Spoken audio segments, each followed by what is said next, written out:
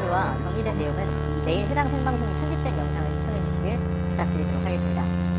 자, 먼저 시작하기에 앞서서요, 말이 잘 전달되는지 여부만 확인하고 바로 내용으로 들어가도록 하겠습니다. 제 목소리가 잘 들어가나요? 네, 시하시합니다. 말 잘 들어가나요? 소리가 잘 들어가는지 한번 생각해주시면. 네, 반갑습니다. 도지웅님, 야금새님, 물려서님, 필류님, 꼰대님, 자유님, 네, 모두 반갑습니다. 네. 메스터님, 제가 넣을 뻔. 김영수님, 네, 상타우리님, 스테파니님, 눈이 안 좋아서 잘 안 보여가지고요. 모두 반갑습니다. 네, 잘 들린다니 다행이네요. 네, 첫 번째 이슈 이야기를 하도록 하겠습니다.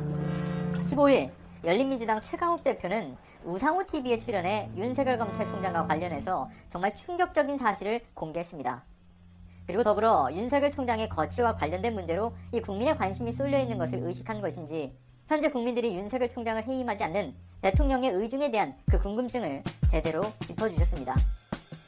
최강욱 대표는 대통령이 현재 윤석열이 잘하고 있다고 생각하기에 방치하고 있는 것이 아니라 이 검찰개혁에 대한 필요성, 그리고 이 교체 불가피성을 절감하고 있는 국민 여론에 대한 공감대가 형성되고 있기에 적절한 순간에 법이 정한 방법으로 응분의 조치를 할 것으로 보인다라고 예상을 했습니다. 그리고 또 최강욱 대표가 청와대 인사검증 담당 공직비서관일 때 윤석열 총장 임명과 관련해서 자신이 알지 못한 영역이 있던 것도 사실이긴 하나 윤석열에 짜여진 정교한 계획에 속았다라는 느낌이 든다라고 그때를 회상했습니다.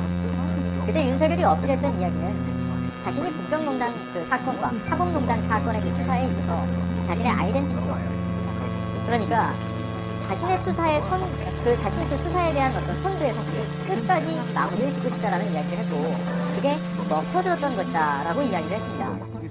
그리고 윤석열은 확정 판결이 나오기 그 전까지 그 사건의 마무리를 자신이 짓고 싶다라는 그 말을 여기저기 전하면서 그 과정에서 윤석열을 도와 총장 후보로 적극적으로 추천했던 이러한 세력이 있었는데, 그들이 소위 대통령의 복심이라고 자처했던 일부 측근 세력들이었다고 주장을 했습니다. 그러니까 최강욱 대표의 말을 좀 더 쉽게 풀어보면 민주당 내에서 검찰개혁에 대한 의지를 이 윤석열과 함께 저지하고자 그 내부 분열을 가하는 세력들이 바로 이러한 세력들이라 보여지는 부분들이죠. 그리고 이어서 최강욱 대표는 이런 이야기도 전합니다.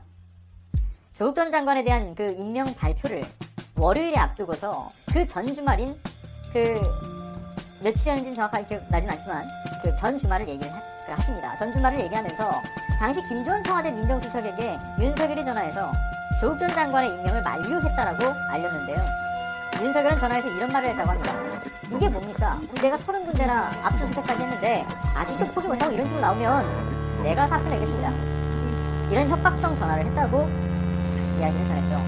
이어 더 충격적인 것은 대통령의 인사권에 대해서 도전을 했지만 끝내 조국 전 장관이 임명이 되자 윤석열은 더욱더 잔인하고 무리한 수사를 이어갔고, 심지어는 조국 전 장관에게 스스로 목숨을 걸면 자신이 수사를 끝내겠다라는 정말 무시무시한 신호까지 계속 보내왔다고 충격적인 폭로를 이어갔습니다. 해당 내용 지금 현재로서는 편집이 된 상황으로 보여지고요. 관련된 내용의 기사를 다룬 2개, 3개 정도의 그 기사가 남아 있습니다. 해당 기사에 대해서는 편집된 영상에서 첨부하도록 하겠습니다.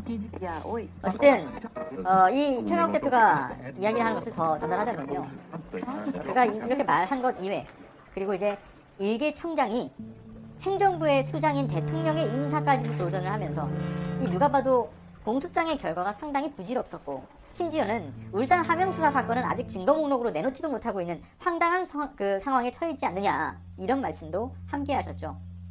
윤석열의 자의적인 판단에 대해서는 검찰 내 소위 꼴통으로 분류되는 그 검사들조차도 장관은 싫은데 총장은 밉다라는 이러한 불만을 표하고 있는 상태라고 이야기를 전했습니다. 수사의 줄기가 이 무너진 상황들을 대부분의 검사들은 알고 있음에도 집단 행동을 주저하는 상태라고도 최강욱 대표는 지적을 했죠. 이번 최강욱 대표의 이 충격적인 이야기들을 듣고서 여러분들은 어떤 생각이 드시나요?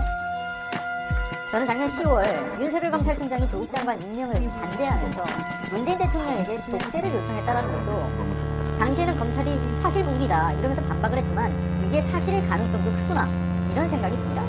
당시 검찰은 어떻게 공직자가 대통령에게 독대를 신청하느냐 상식선에서 판단해달라 이야기를 했지만 윤석열 정치검찰의 행태부터가 상식선에 정상적인 것을 볼 수가 없기 때문에 충분히 가능해 보이는 이야기처럼 보입니다. 그때를 하진 못했겠지만 그때 신청은 충분히 했을 거라고 봅니다. 아시다시피 지난해 조국 전 장관 그 일가에 관련된 공시다발적인 정말 역사적으로도 아주 길이 남을 아주 이례적인 대규모 압수수색이 들어갔을 때 이런 사건도 있지 않았습니까? 왜? 압수수색이 들어간 그 직후에 당시 이성인 지검장이 박상기 법무부 장관한테 보고를 했다고 하죠. 검찰총장의 지휘권을 가진 법무부 장관에게 아무런 보고도 없이 시작된 대규모 수사였고 수사가 진행이 되고 난 그 이후에 그 직후에나 보고를 했던 사건이었습니다. 박상기 장관이 분노를 하면서 그 즉시 이 배성범 중앙지검장한테 전화를 했다고 알려져 있죠. 그리고 누가 지시한 건지 그것을 물었고 결국 윤석열의 결정이었다는 것을 알게 되었다고 합니다. 지난해 이러한 말도 안 되는 이 무리한 압수수색이 시작된 8월 27일 압수수색 소식이 전해진 이후 그날 이 박상기 전 장관이 윤석열에게 전화하자 윤석열은 또 이렇게 말을 했다고 하죠. 그만 이제 좀 물러나라는 뜻으로 제가 지시를 했습니다. 이렇게요. 박상기 전 장관은 너무나 당황스러워서 그날 오후에 윤석열을 직접 만나기도 했다라고 알려져 있습니다. 근데 이때도 이 윤석열은 조국 장관의 그 후보 낙마를 주장했다고 알려져 있죠. 박 전 장관은 윤석열과의 대화에서 윤석열의 자의적인 판단으로 조국 전 장관의 그 사건에 대해서 이미 그가 도덕적이나 법적인 판단을 모두 마친 상태이기 때문에 처음부터 조국 전 장관이 후보자 시절부터 인사청문회가 끝나기 그 이전까지 낙마를 목표로 수사를 기획한 걸로 보였다. 이렇게 당시 한 언론사와의 인터뷰에서 해당 내용을 전했었습니다. 그러면서 박 전 장관은 검찰의 민낯을 보게 되었고 여전히 검찰은 바뀌지 않았구나 하는 그 실망스러움을 감추지 못했다라고 이야기를 했죠. 그리고 이건 누가 봐도 정치적 의도로 대통령 인사권을 흔들고자 했던 것이고 검찰개혁에 대한 반발심에서 시작된 것으로 보였다고 합니다. 그리고 황희석 열린민주당 최고위원은 당시 이 법무부 인권국장이었는데 그때 당시를 떠올리면서 이런 얘기를 하셨죠. 검찰 쿠데타로 보였다. 그렇게 말할 정도였습니다. 수많은 인물들의 증언과 증거, 정황들이 차고 넘치는 상황이죠.